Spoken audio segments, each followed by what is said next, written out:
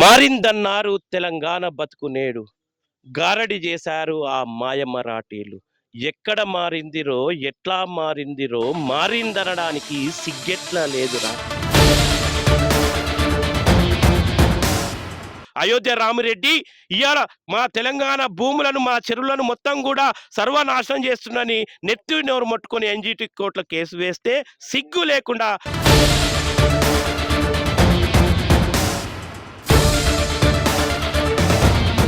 GHMC నుంచి ప్రజల సొమ్ము ఏదైతే రామ్కి ఇస్తున్నారో ఆ లాభాపేక్షకు మరిగి కమిషన్ల దందా కొనసాగుతూ అధికారుల యొక్క పర్యవేక్షణ ఏమాత్రం లేకుండా, రామ్కీపై నిఘా లేకుండా చూడండి. ఇక రామ్కి యొక్క దురాఘాతాలను చూడండి. సీమాంధ్ర ప్రాంతానికి చెందినటువంటి రామ్కి చేస్తున్నటువంటి దురాఘాతాలను చూడండి. ఇవాళ ఇది మేడ్చల్ జిల్లా జవహర్ నగర్ మున్సిపల్ కార్పొరేషన్ పరిధిలోని ఈదుల చెరువులోకి ఒక విషాన్ని వదులుతున్నటువంటి ఒక చిత్రాన్ని ఇక్కడ మనం స్పష్టంగా చూడొచ్చు.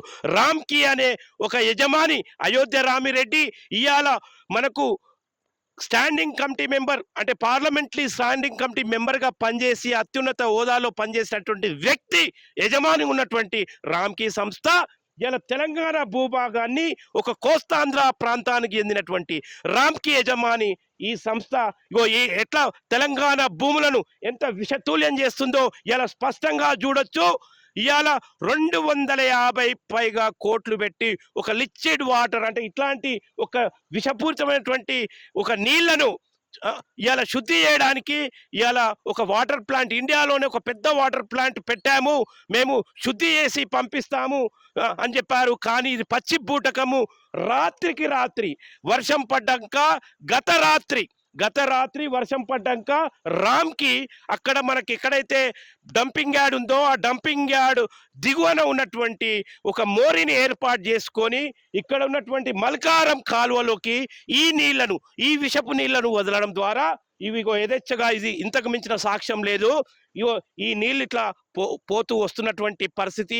ఎంత దగాకోరు పనులు చేస్తున్నారంటే సీమాంధ్ర ప్రాంతానికి చెందినటువంటి ఒక అయోధ్య రామిరెడ్డి యజమానిగా ఉన్నటువంటి రామ్కి సంస్థ తెలంగాణ భూభాగాలను ఎంత విషత్మూల్యం చేస్తుంది. లాభాల వేటలో పడి అత్యధికంగా లాభాలు మిగిలించుకోవడానికి జిహెచ్ఎంసి నుంచి ప్రజల సొమ్ము ఏదైతే రామ్కి ఇస్తున్నారో ఆ లాభాపేక్షకు మరిగి కమిషన్ల దందా కొనసాగుతూ అధికారుల యొక్క పర్యవేక్షణ ఏమాత్రం లేకుండా, రామ్కీపై నిఘా లేకుండా డంపింగ్ యార్డ్ లిక్విడ్ శుద్ధి కేంద్రానికి పంపాల్సినటువంటి నీటిని సందుల్లో ససేమీరాలాగా ఇవాళ ఎవడు చూడడు.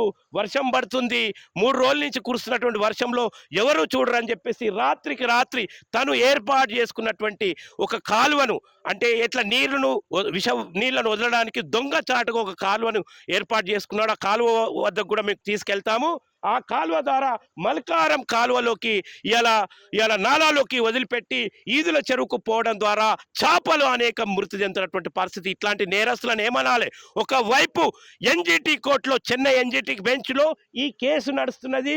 మీరు మాకు సరైనటువంటి అక్కడ దశల వారీగా పొల్యూషన్ని కంట్రోల్ చేస్తూ మాకు ఇవ్వాలని చెప్పేసి చెప్తుంటే ఇలా ఏమాత్రం భయం లేకుండా ఎన్జిటి కోర్టులో ఈ కేసు నడుస్తున్నప్పటికీ ఏమాత్రం భయం లేకుండా అత్యంత అవినీతి మయంతో కూడుకున్నటువంటి అధికారులు ఏం చేస్తున్నారు? అధికారులు అవినీతికి పాల్పడుతున్నారా? ఎన్జిటి కోర్టు స్వయంగా మార్గనిర్దేశాలు ఇచ్చినప్పటికీ ఇక్కడున్నటువంటి అధికార యంత్రాంగం రామ్కి అమ్ముడు పోయిందా అంటే అమ్ముడు పోయింది, ఖచ్చితంగా అమ్ముడు పోయింది. అవినీతికి పాల్పడుతున్నారు. సీమాంధ్ర ప్రాంతానికి చెందినటువంటి అయోధ్య రామిరెడ్డి యొక్క వేసేటటువంటి దేనికి ఆశపడి ఇవాళ ఇంత దుర్మార్గంగా ఈ భూములన్నీ తెలంగాణ భూములు, తెలంగాణ చెరువులు సర్వనాశనం అవుతుంటే ఇలా ఈ అధికారులు ఏం చేస్తున్నారనడానికి సజీవ సాక్ష్యం. చూడు, తెలంగాణ నేల ఇలా రామ్కి యొక్క విషపు నీళ్లతో ఏ రకంగా ఇవాళ పారుకుంటూ పోతుంది. చేపలు చనిపోతున్నాయి, బెస్తవాళ్ళు ఆరోట పడుతున్నారు. ఇవాళ విషత్మూలమైనటువంటి పరిస్థితి, తెలంగాణ నేలను విషమయం చేస్తున్నటువంటి పరిస్థితి. ఇది మల్కారం కాలువ అంటారు, మల్కారం కాలువలో వదిలిపెడుతున్నాడు ఈ విషవాయువులను. చూడండి ఎంత దుర్మార్గులు వీళ్ళు. మన సొమ్ము తినుకుంటా జిహెచ్ఎంసి ఇచ్చేటటువంటి ప్రజాధనం మింగుకుంటా డబ్బులు మిగిలించుకొని వాటర్ ట్రీట్మెంట్ ప్లాంట్కు తరలించకుండా మల్కారం నాలా ఇది మల్కారం సంబంధించినట్టు కాలువలో నీళ్లు దొంగచాటుగా దొంగలాగా వదిలిపెట్టి మన తెలంగాణ భూములను విషమయం చేస్తున్నటువంటి దుర్మార్గపు చర్య.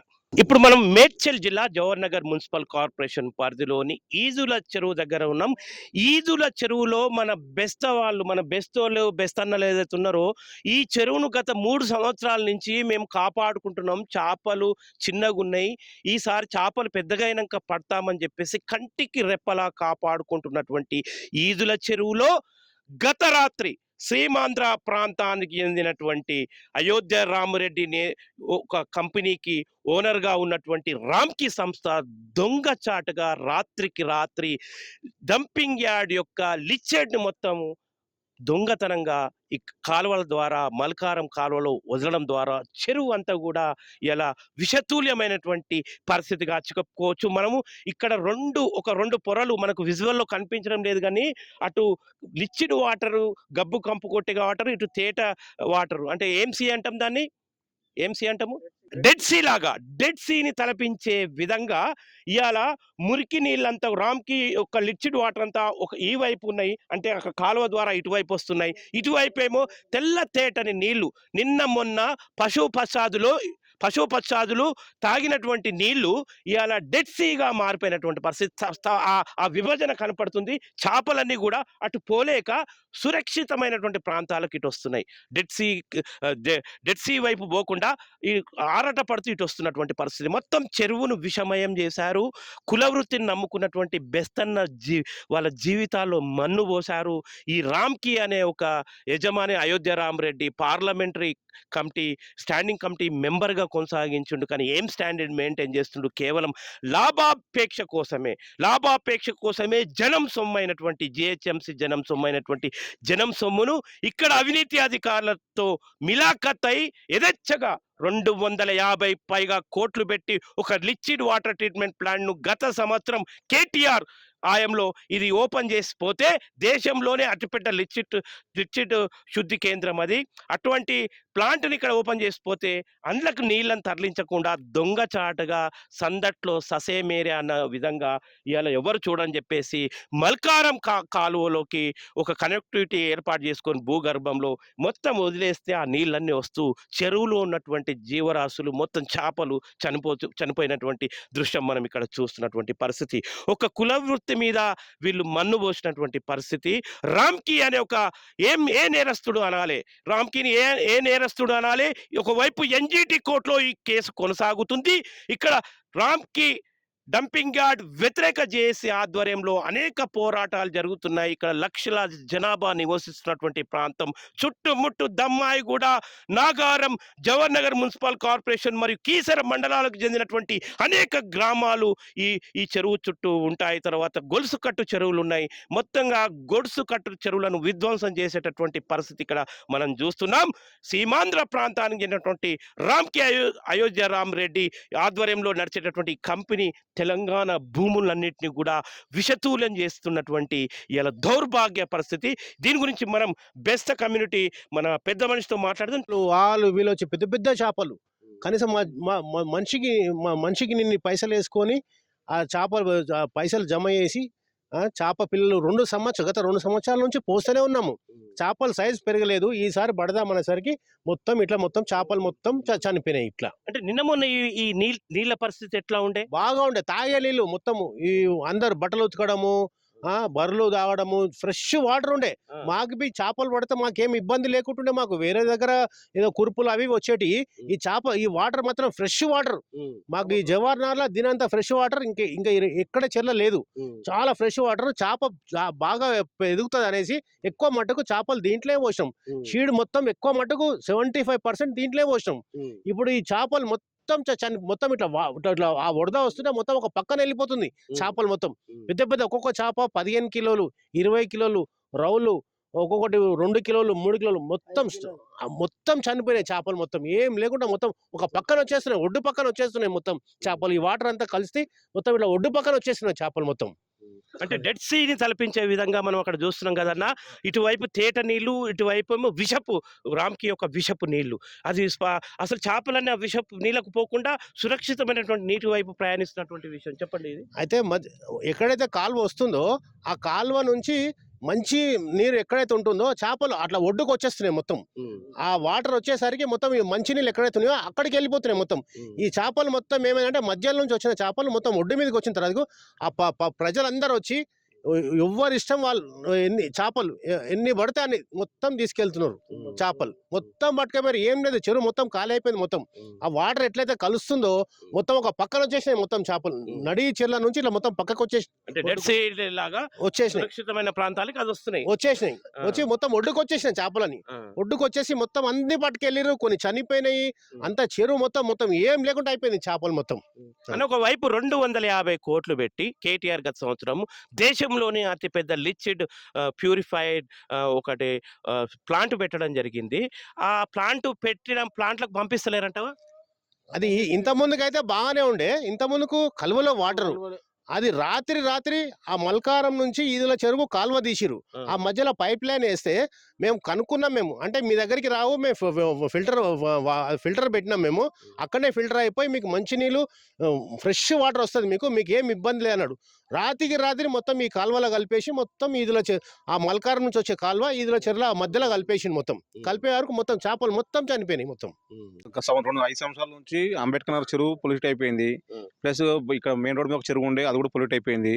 ప్లస్ ఇది ఒక చెరువు ఉన్నది మాకు మంచి బతుకుదేరు ఉందని అనుకుంటే ఈ చెరువు కూడా 2 రోజుల నుంచి రాత్రి నుంచి మొత్తం గలీజ్ వాటర్ వదిలేసిండు. చేపలన్నీ చనిపోయినాయి. అంటే ఏ కాలువలో వదిలేసింది ఇది? ఇది మల్కారం నుండి ఈదలం అనుకుంటా వచ్చే కాలువకు, దానికి చేసిన కాలువకు, దాంట్లో కాలువలకు వదిలేసిండు. ప్లస్ ఈ కాలువ కూడా అనేది కూడా అండర్ గ్రౌండ్ ప్రాజెక్ట్ చేసుకొని బోర్డు మీద అవపడట్లేదు. ఆయన కనెక్ట్ ఎక్కడి నుంచి కనెక్ట్ ఉందో అక్కడ నుంచి వదిలేసిండు. వాటర్ ఎక్కడి నుంచి అనేది వస్తుంది కూడా మా పబ్లిక్ అవపడట్లేదు. ఆయన లోపల కనెక్ట్ ఎక్కడ పైప్ ఉందో ఆ పైపు వదిలేసిండు. పబ్లిక్ చూస్తేనేమో చెరువులో వస్తున్నాయి వాటర్ అవపడుతుంది, రోడ్ మీద చూస్తేనే ఎక్కడి నుంచి వస్తుంది వాటర్ అనేది ఎవరికి పబ్లిక్ అవపడట్లేదు, తెలియట్లేదు. మొత్తం వాళ్ళ ప్లానింగ్ తో సహా జరుగుతుంది అంతా. మా గంగపుత్రులకు బతుకుదేరువులు కూడా మొత్తం క్లోజ్ చేసి పడేసాడు. ఇప్పుడు 3 చెరువులు అట్నే అలా పొల్యూట్ అయిపోయినాయి. లాస్ట్ చెరువు ఈ చెరువు మంచిగా అనుకుంటే ఈ చెరువు కూడా మొత్తం పొల్యూట్ చేసి పడేసాడు. మాకు ఇప్పుడు బతుకుదేరు అనేది ఏం లేదు. మమ్మల్ని ఆదుకోవాలని చెప్పేసి అని రేవంత్ రెడ్డి గారిని కోరుకుంటున్నాము. అంటే కొద్దిగా మారిందన్నారు ఇలా వీళ్ళ బతుకు, తెలంగాణ బతుకు నేడు మారిందనడానికి మీకు సిగ్గెట్ల లేదు అని ఇలా స్పష్టంగా ప్రశ్నించేటటువంటి పరిస్థితి. సీమాంధ్ర ప్రాంతపోడు ఇవాళ రామ్కి యజమానిగా ఉండి ఇవాళ జిహెచ్ఎంసి ప్రజాధనాన్ని మెక్కుతూ ఇవాళ వాటికి సరైన చర్యలు తీసుకోవాలి. ఎన్జిటి కోర్టు ఇవాళ అయితే ఆదేశాలు జారీ చేసిందో అటువంటి చర్యలు తీసుకోవాలని ఒకవైపు చెప్పుతుంటే ఇక్కడ అవినీతి అధికారులను కలగలుపుకొని చేస్తున్నట్లు కనిపిస్తుంది. ఎక్కడ పోయినరు ఇరిగేషన్ అధికారులు, ఎక్కడ పోయినరు మున్సిపల్ అధికారులు, ఎక్కడ పోయినరు జిల్లా కలెక్టర్. అరే చెరువును మొత్తము ఇలా దేశంలోనే అతిపెద్ద లిక్విడ్ వాటర్ ప్యూరిఫైడ్ కేంద్రాన్ని ఏర్పాటు చేస్తే అండ్లకు పంపించకుండా ఇలా కడుపు కొట్టేటటువంటి బెస్త వాళ్ళు గత 3 సంవత్సరాల నుంచి చేపలను ఇందులో పెంచుకుంటూ ఇలా ఇది చేస్తుంటే సర్వనాశనం చేసినటువంటి మొత్తం చేపలు చనిపోయినటువంటి పరిస్థితి. ఇలా అధికారులు నిద్రావస్థలో ఉండడానికి అధికారులు రామ్కీతో ఏ రకంగా మిలాఖత్ అయ్యారు, రామ్కీతో ఏ రకంగా మిరాఖత్ తయారనేది స్పష్టంగా కనిపిస్తుంది. ఇన్ని యంత్రాంగాలుంటే ఎన్జిటి కోర్టు ఇంత తాజాగా ఆదేశాలు జారీ చేస్తే ఒకవైపు డంపింగ్ యార్డ్ వ్యతిరేక చేసి అనేక పోరాటాలు చేస్తూ ప్రజలందరూ కూడా ఇవాళ రామ్కీకి వ్యతిరేకంగా పోరాటం చేస్తారు. దశల వారీగా రామ్కీని ఇక్కడి నుంచి సిటీకి 4 వైపుగా తరలిస్తాము, దీన్ని కుదిస్తామని చెప్పిన వాళ్ళు ఇవాళ సిగ్గు లేకుండా మళ్ళీ ఇదే మల్కారం ప్రాంతంలో ఈదుల చెరువు సమీపంలోనే 70 ఎకరాల భూమిని ఇవాళ కావాలి అని ప్రతిపాదనలు పెట్టారు కాప్రా ఎంఆర్ఓ ద్వారా. ఇప్పుడు కలెక్టర్ ద్వారా పెండింగ్లో ఉన్నది. ఇవాళ ఇప్పటికే నాశనం చేస్తున్నవరా నాయన ఈ తెలంగాణ గడ్డను. అక్కడ సీమాంధ్ర ప్రాంతపోడు అయోధ్య రామిరెడ్డి ఇవాళ మా తెలంగాణ భూములను, మా చెరువులను మొత్తం కూడా సర్వనాశనం చేస్తుందని నెత్తి నోరు ముట్టుకొని ఎన్జిటి కోర్టులో కేసు వేస్తే సిగ్గు లేకుండా మళ్ళా ప్రతిపాదనలు పంపుతున్నారు. మరి ఈ ప్రభుత్వం ఏం చేస్తుంది? ఈ ప్రభుత్వం కూడా చేతులు కలిపిందా? ఈ కాంగ్రెస్ ప్రభుత్వం ప్రతిసారి రామ్కి యజమాని ప్రతి ప్రభుత్వాన్ని లొంగ తీసుకునేటటువంటి పరిస్థితి మనం చూస్తూ వస్తున్నాం. గతంలో చంద్రబాబు ఈ హాయంలో కాడి నుంచి మొదలు పెడితే తర్వాత వచ్చినటువంటి కాంగ్రెస్ ప్రభుత్వం రోషయ్య ప్రభుత్వమే కావచ్చు, వైఎస్ఆర్ ప్రభుత్వం, రోషయ్య ప్రభుత్వం, కిరణ్ కుమార్ రెడ్డి ప్రభుత్వం, తర్వాత వచ్చినటువంటి కేసీఆర్ ప్రభుత్వం, ఇప్పుడు వచ్చినటువంటి రేవంత్ రెడ్డి ప్రభుత్వాన్ని కూడా లొంగ తీసుకున్నాడు. అందుకే ఆడిందే ఆట అన్నట్టుగా ఈడ ఇంత దౌర్జన్యపూరితంగా ఇవాళ వ్యవహరిస్తున్నటువంటి పరిస్థితి ఇక్కడ మనకు ఇవాళ స్పష్టంగా కనిపిస్తుంది. ఇగో చూడు, చనిపోయినటువంటి చేపలు ఈ అమ్మ చూపిస్తుంది. అంటే ఏం బతుకులు చేస్తున్నారు తెలంగాణను, ఇవాళ పర్యావరణాన్ని మొత్తం వినాశనం చేసి ఎవడో ఒక సీమాంధ్రోడికి, అయోధ్య రామరెడ్డికి, ఇలా రామ్కి అప్పచెప్పి కోట్లాది ప్రజాధనాన్ని జిహెచ్ఎంసీ ద్వారా రామ్కి మెక్కి తింటూ ఇక్కడ అధికారులను ఇలా లొంగ తీసుకున్నట్టు మనకు కనిపిస్తుంది. భయాన డబ్బు ద్వారా ఈ చేపలన్నీ కూడా ఈ అమ్మ పట్టుకొని వచ్చినాయి. వీళ్ళు ఆడ చనిపోయినటువంటి చేపలను తీసుకుపోతున్నారు. పాపం పేదవాళ్ళు చనిపోయినటువంటి చేపల్ని తీసుకుపోతున్నారండి. ఇన్ని చేపలు చనిపోయినాయి అంటే ప్రకృతి విధ్వంసం చేస్తుంది. ఎన్జిటి కోర్టు ఏదైతే ప్రతిపాదించిందో వాటికి పూర్తి విరుద్ధమైనది. ఇది నేరం చేస్తుండు. ఈ నేరగాడిని ఏం చేయాలి? అయోధ్య రామరెడ్డిని అట్లే రామ్కి యాజమాన్యాన్ని ఏం చేయాలి? ఏ చట్టం వీరిని అదుపులో పెడుతుంది? వీరిని జైలుకు పంపిస్తారా? ఏం చేస్తారు? మరి ఇక్కడ ఉన్నటువంటి అధికార యంత్రాంగం, తెలంగాణ ప్రభుత్వ అధికార యంత్రాంగం రామ్కీతో మిలాఖత్ అయిందా అంటే ఖచ్చితంగా మిలాఖత్ అయింది. అందుకే ఇట్లాంటి దారుణమైన విషయాలు జరుగుతున్నాయి. రహస్యంగా వీళ్ళు చెప్తున్న విషయం ఏంటంటే, రహస్యంగా ఇవాళ మురుగునీటిని వర్షం నీళ్ళలో కలిపే విధంగా కుట్ర చేస్తూ ఒక కింద నుంచి ఒక వ్యవస్థను, ఒక పైప్ లైన్ ఏర్పాటు చేసుకొని, కనెక్టివిటీని రహస్యంగా ఏర్పాటు చేసుకొని ఇవాళ మల్కారం నాలాలో వదిలిపెడుతున్నటువంటి ఈ కుట్ర ఈరోజు మన పైలం టీవీ, బలగం టీవీ ఇలా బయట పెడుతున్నటువంటి పరిస్థితి, మీడియా బయట పెడుతుంది. వాటర్ బాగా ఫ్రెష్ మంచిగా ఉంటుండే. ఈ రోజు చూసే వరకు మొత్తం మురుగులు కంపెనీలు మొత్తం చెరువంతా గలీజ్ అయిపోయింది. ఈ చేపలు చచ్చిపోతున్నాయి. రోజు స్నానం చేసేవాళ్ళు అప్పుడప్పుడు వస్తుంటాం అన్నట్టు. ఎప్పుడు వచ్చినా ఫ్రెష్ తేటగా ఉండేది, ఫ్రెష్గా ఉండేది, మంచిగా ఉండేది వాటర్. ఇప్పుడు అసలు మొత్తం మురుగులు మొత్తం కంపు వాసన వస్తుంది. చేపలన్నీ చనిపోయినాయి. మొత్తం కంపు వాసన, ఆ వాసన ఎప్పుడు లేదు ఇక్కడ. మంచిగా ఫ్రెష్గా ఉంటుండే. ఎప్పుడు వచ్చినా ఫ్రెష్గా ఉంటుండే. మేము అప్పుడు బట్టలు వండుకొని స్నానం చేసుకొని వెళ్తుంటాం. మంచిగా వాటర్ ఫ్రెష్గా బాగుంటుండే ఇక్కడ. ఈ రోజు ఇటు ఉన్న బస్సులలో కూడా మొత్తం వాసన, చెత్తకుండి వాసనే. ఇక్కడ మేము ఈత కొట్టడానికి వస్తుండే అప్పుడు నీళ్ళు మంచిగా ఉండే, కానీ ఈ మధ్యలో మొత్తం అది కలిసినప్పటి నుంచి గలీజ్ అయిపోయినాయి. దురాఘాతానికి, ఇంతటి నేరానికి, ఇంతటి ఘోరానికి పాల్పడతాడు రామ్కి. అడిగేటోడు దిక్కు లేక ఇలా జనాలు మమ్మల్ని ఏం చేయలేరు, అధికారులు మా గుప్పెట్లో ఉన్నారు, రాజకీయ వ్యవస్థ మా గుప్పెట్లో ఉంది అనే ఒక విర్రవీగుడుతనం రామ్కి దగ్గర స్పష్టంగా కనిపిస్తుంది. కానీ రేపు డంపింగ్ యార్డ్ వ్యతిరేక జేఏసీ ఆధ్వర్యంలో కూడా కార్యాచరణ ముమ్మరం కాబోతుందని వాళ్ళు ప్రకటించారు. ఎన్జిటి కోర్టుకు లాగుతామని అంటున్నారు వాళ్ళు. ఇక్కడ ప్రజలు ఎన్జిటి కోర్టుకు లాగుతామంటున్నారు. ఈ చెరువును మొత్తం కూడా సైంటిఫిక్గా సర్వే చేయడానికి కూడా ఇవాళ జేఏసీ ఆధ్వర్యంలో, డంపింగ్ యార్డ్ వ్యతిరేక జేఏసీ ఆధ్వర్యంలో ఒక కార్యాచరణ కూడా రూపొందబోతుందని వాళ్ళు ప్రకటించారు. ఇక్కడ మనం చూస్తున్నాము, ఇదే ప్రాంతంలో లిక్విడ్ వాటర్ అంతా వదిలేసి రామ్కి కింది నుంచి ఒక రహస్య ప్రాంతం నుంచి ఇవాళ మల్కారం సంబంధించిన నాలలో వదులుతున్నట్లు ఇప్పటిదాకా మనకు బెస్త నాయకులు చెప్పారు. ఇవాళ పరిస్థితి ఎంత కుట్రపూరితంగా రామ్కి ఇవాళ ఇక్కడ ఉన్నటువంటి మొత్తం చెరువులను విషతుల్యం చేస్తుంది అనడానికి ఇది తాజా ఉదాహరణ. ఇవాళ మల్కారం నాలలోకి ద్వారా ఇలా ఈదల చెరువులకు పోయినటువంటి పరిస్థితి మనం చూడొచ్చు. మరోవైపు అక్కడ బర్రెలు చూస్తున్నాం. ఆ బర్రెల యొక్క పాలు తాగితే వాళ్ళ పరిస్థితి ఏం కావాలి? ఎంత దారుణమైన పరిస్థితి ఇది. రామ్కి ఇక్కడి నుంచే, ఈ ప్రాంతం నుంచే మల్కారం నాలలోకి నీళ్లు వదులుతున్నట్లు ఇక్కడ ఉన్నటువంటి ప్రజలు చెప్తున్నారు.